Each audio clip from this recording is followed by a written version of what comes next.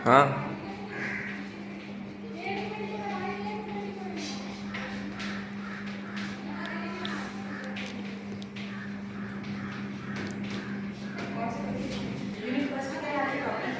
देख सकते हैं आप लोग, जैसे राज्य के नीति निर्देशक तत्व, ठीक है। इसको आज हम पढ़ेंगे। पहला यही है आपके राज्य के नीति निर्देशक तत्व। हम ये समझते हैं कि राज्य के नीति निर्देशक तत्व है क्या। असल में राज्य के नीति निर्देशक तत्व भारतीय संविधान में राज्य के नीति निर्देशक तत्वों की संख्या कुल 16 है और 16 में आपके भाग 4 में इनको वर्णित किया गया है। और इसके तहत अनुच्छेद 36 से लेके 51 तक, ये जो आप देख रहे हैं 36 से लेके 51 तक के, इसमें पूरे अनुच्छेद में वर्णित है आपके राज्य के नीति निर्देशक तत्व, ठीक है। अब देखते हैं कि इसका मेन काम क्या है। जो इसका सबसे मेन जो उद्देश्य है, कल्याणकारी समाज, राजनीतिक और आर्थिक सुरक्षा प्रदान करना, देश के लिए कल्याणकारी सुरक्षा प्रदान करना।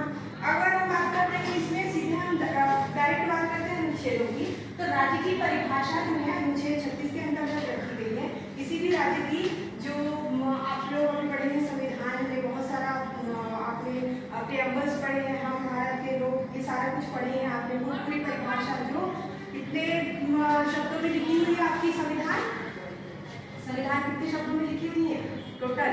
भारत की संविधान कितने शब्दों में? आपकी संविधान जो है 1,46,000 कुछ शब्दों में लिखी गई है। उन 1,46,000 शब्दों को कुछ संक्षिप्त यानी कि साइलेंट फीचर के रूप में आपके प्रियम्बल्स रखे गए हैं। और उन्हीं प्रियम्बल्स के अनुसार अगर हम देखें यहाँ पर, तो डायरेक्टिव ऑफ प्रिंसिपल डीपीएसपी इसको कहा जाता है। डीपीएसपी इसका इंग्लिश में नाम है, directive principle of state policy इनको कहते हैं। अगर हम बात करते हैं इसमें कि राज्य की स्थापना सामाजिक, आर्थिक, लोकतांत्रिक सुनिश्चित करना, और हम सीधा बात करते हैं 36 जो है आर्टिकल आपके राज्य की परिभाषा। जो राज्य की परिभाषा किसी भी राज्य के नीति जो बनानी होती है, उसमें ये आपके नीति निर्देशक तत्व में जितने भी अनुच्छेद शामिल किया गया है, इन सभी का पालन करना होता है।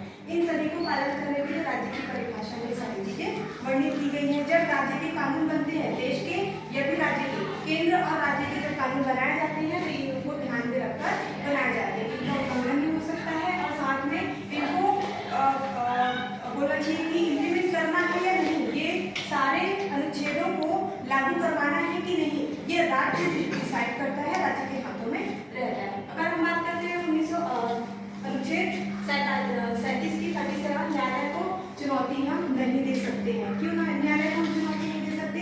क्योंकि राज्य को काम कर रहा है, ये जो लिखे हुए हैं, ये जितने भी अनुच्छेद हैं वो सारे लिए, तो राज्य इसके लिए स्वयं जिम्मेदार है। स्वयं उनको क्या मिला है, कार्य मिला हुआ है, तो वो इस जिम्मेदारी को करते हैं कि नहीं, ये कार्यों का कितना अच्छा निर्वहन कर पाते हैं, ये सभी इन्हीं के अंदर है। अगर इनका उल्लंघन होता है, क्योंकि हम न्याय संगत बात करते हैं, कल्याणकारी समाज की बात करते हैं, आर्थिक और राजनीतिक समाज की बात करते हैं, तो ये जब चारों चीजों की बात करते हैं, तो हम न्यायालय को चुनौती नहीं दे सकते हैं।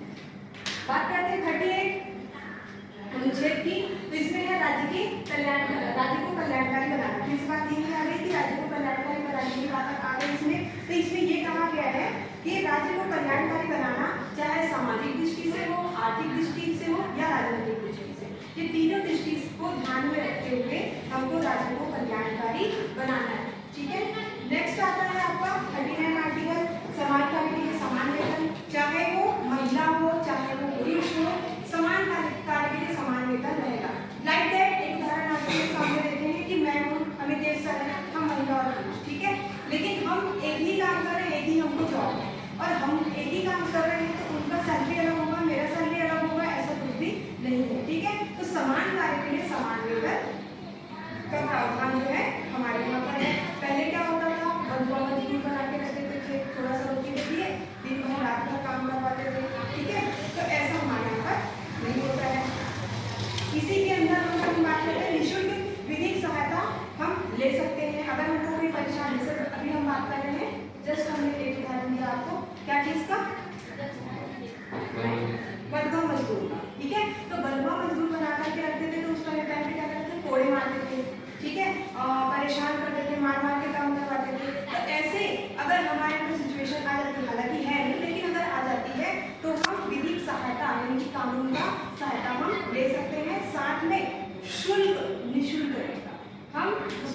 कोई भी चार्ज नहीं देंगे, सरकारी वकील हमको मिल सकता है। ठीक है, नागरिकों के लिए स्वास्थ्य की देखभाल जो कि राज्य सरकार करती है। ठीक है, नेक्स्ट देखते हैं अनुच्छेद 40 ग्राम पंचायतों का गठन। ग्राम पंचायत पहले हमारे पास नहीं हुआ करता था, फिर एक टाइम आया ग्राम पंचायत बनाने के बाद कि निचले जमीनी स्तर पर अगर अच्छा देश को करना है, अच्छे सुधार करने हैं, तो हमको पंचायती राज का गठन करना होगा। तो इसमें हम बात करते हैं, ये जो विचार है पंचायती राज के गठन का, इसे गांधी जी के आर्टिकल भी कहते हैं और गांधी जी के विचार इसमें ज्यादातर शामिल है। ठीक है, फिर आपके आते हैं नेक्स्ट 41 आर्टिकल रोजगार पाने का अधिकार। तो कोई भी रोजगार पाने का अधिकारी है। साथ ही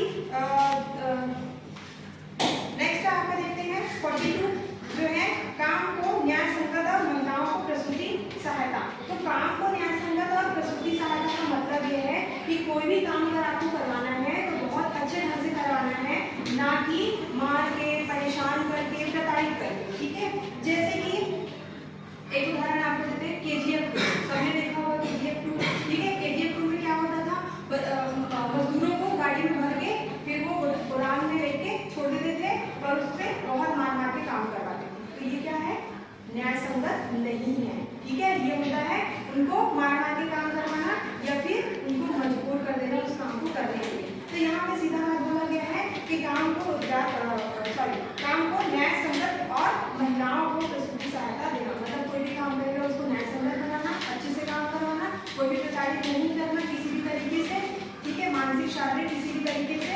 और महिलाओं को प्रसूति सहायता का मतलब ये है कि जब भी महिलाएं गर्भवती हो जाती हैं तो उनके लिए प्रसूति सहायता प्रदान करता है सरकार। आपने देखा होगा कोई गर्भवती महिला जब भी बच्चा जन्मती है तो उनको सहायता राशि दी जाती है, साथ में उनको टीकाकरण दिया जाता है और साथ ही साथ उनको आंगनबाड़ी में जो भी उनके सप्लीमेंट्स होते हैं वो सारे सप्लीमेंट्स दिए जाते हैं। टीकाकरण निःशुल्क होता है। प्रसूति के लिए निःशुल्क बच्चा के डिलीवरी चार्ज कुछ भी नहीं लिया जाता और नॉर्मल डिलीवरी या फिर जैसे भी डिलीवरी उनके कंडीशन के ऊपर होता है तो वो सब फ्री ऑफ कॉस्ट, यानी कि फ्री में सारा चीज हो जाता है, प्राइवेट में नहीं, सरकारी अस्पतालों में। ठीक है, अब बात करते हैं मुझे 43 की। तो काम करने की न्यूनतम मजदूरी निर्वाहन करना। काम करने की न्यूनतम मजदूरी निर्वाहन करने के लिए हम क्या करते हैं,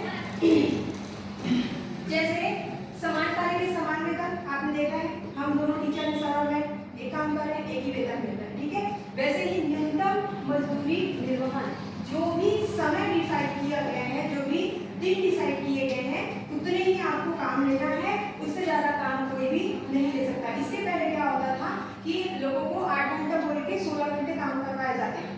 24 घंटा दिन में होता है, 8 घंटा बोल के 16 घंटा काम करवाए जाते थे और उनको अलग अलग वेतन मिला जाता था। ठीक है, तो यहाँ पर ये बात आती है न्यूनतम मजदूरी निर्वाहन का मतलब कि आपको कोई भी जो टाइम पीरियड है उसी टाइम पीरियड में काम करना है और उसके बाद आपकी छुट्टी। दूसरी बात ये है कि इसके लिए पहले संडे को छुट्टी नहीं मिलती थी रविवार को, तो वो रविवार की भी छुट्टी, जब जब गवर्नमेंट छुट्टी रहेगी, संडे की जो भी छुट्टी रहेगी उसमें हमको पूरी छुट्टी दिया जाएगा। ठीक है, तो ये है आपके न्यूनतम मजदूरी निर्वाहन। समान नागरिक संहिता। अब समान नागरिक संहिता जैसे कि इसका मतलब है 44 अनुच्छेद का आगे है समान नागरिक संहिता। समान नागरिक संहिता के अंतर्गत पहला जो राज्य था गोवा था और दूसरा जो राज्य बना है उत्तराखंड में आर्टिकल 44 लागू है और गोवा में 44 लागू। इसका मतलब होता है कोई भी कानून जो बने हुए हैं उस राज्य में उस सभी के लिए, यानी कि सभी धर्मों के लिए, चाहे महिला हो, पुरुष हो,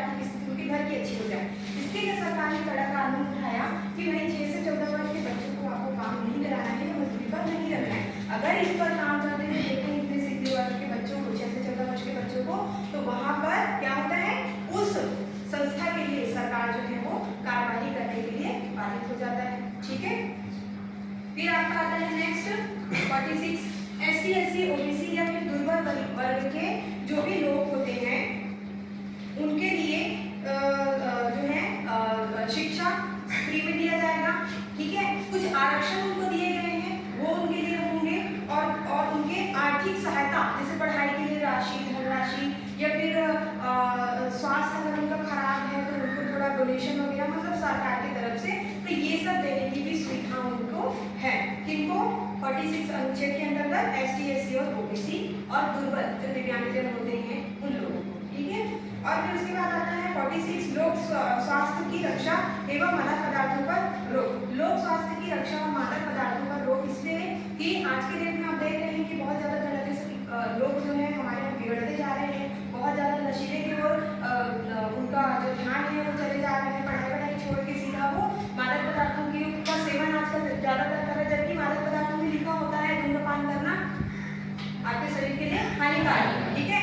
या फिर जो भी आपके नशीले पदार्थ होंगे उनमें सब लिखा हुआ होता है, लिखे हुए होने के बावजूद भी लोग उनका ज़्यादातर सेवन कर रहे हैं, और इनसे जो समाज की प्रतिष्ठा है या भी समाज है वो खतरे की ओर जाते रहता है, ठीक है। तो इस सब चीज़ों को बचाने के लिए लोक कल्याणकारी कार्य, लोक स्वास्थ्य की रक्षा और मादक पदार्थों का रोक जो है वो लगाने का काम करना, ठीक है। साथ ही अगर हम बात करते हैं 48 अनुच्छेद, तो कृषि पशुपालन और गौवध पर रोक। कृषि पशुपालन आप कर सकते हैं, साथ में गौवध की रोक। आजकल देख रहे हो गौ माता को बांध कर अंतर्राष्ट्रीय व्यापार होते जा रही है, अंतर्राष्ट्र में ले जा करके उनके मांस को बेचा जाता है और बहुत इनकम उनसे होती है, ठीक है।